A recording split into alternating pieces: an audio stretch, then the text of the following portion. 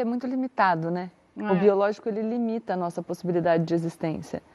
Então, se a gente ampliar esse nosso horizonte, é melhor para todo mundo.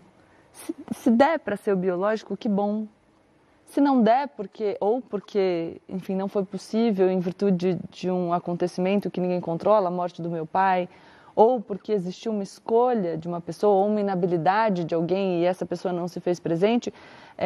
Ou uma relação homoafetiva. Quem fica, ou uma relação homoafetiva, exatamente, mas quem fica não deve se sentir pressionado porque não se adequa àquele limite estrito que a biologia proporciona. Então, acho que a gente pode expandir esses horizontes. Até porque eu vejo muita gente sofrendo muito, porque tem pais que fazem mal, que são tóxicos, relações abusivas, e eu falo de abusos sérios. Sim. E se sentindo pressionadas a não romper esses vínculos, porque afinal é pai, porque afinal é mãe. Então, acho que a gente pode extrapolar e entender que o vínculo afetivo, que esse amparo de acolhimento, ele pode vir de qualquer lugar. Sim. Então, a gente não precisa necessariamente olhar para essa natureza que está posta, porque ela importa menos. O que importa de verdade é o que a gente faz nas nossas relações.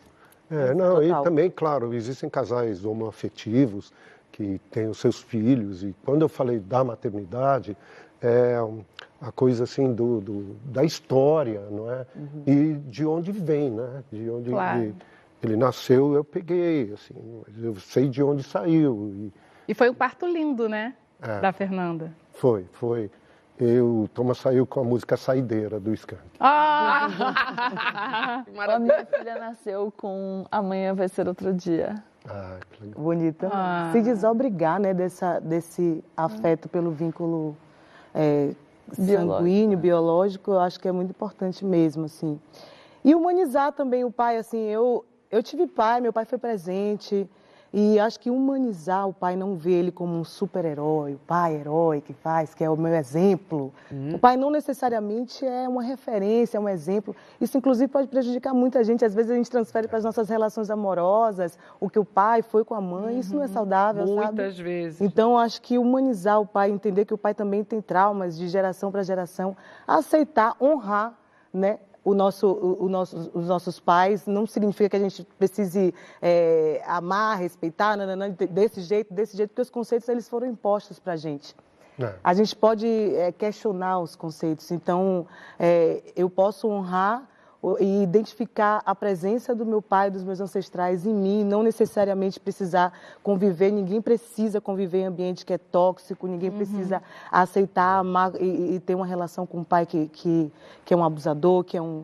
Então... É isso mesmo. Mas eu acho que honrar, né, e reconhecer também foi importante para mim, assim, de qualquer forma. Eu não tive pai que faz parte dessa realidade, meu pai foi super presente e tal, mas eu percebo que foi um homem negro ali na periferia que tinha várias sequelas também do sistema. Então, isso me ajudou a não... Pessoas.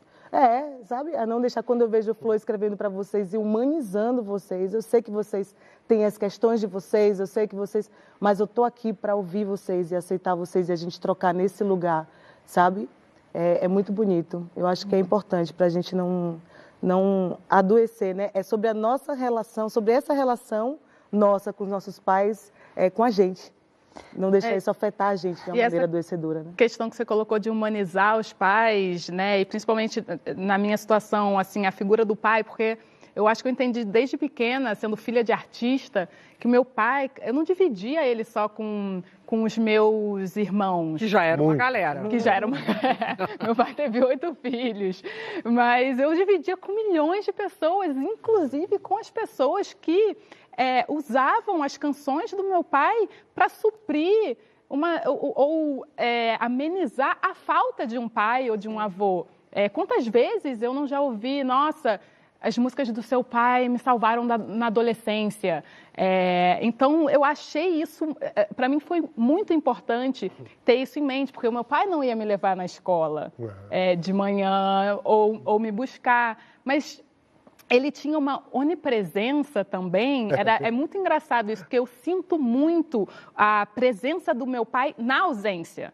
física dele. Porque eu saía da escola, eu entrava no carro, quem estava cantando na rádio?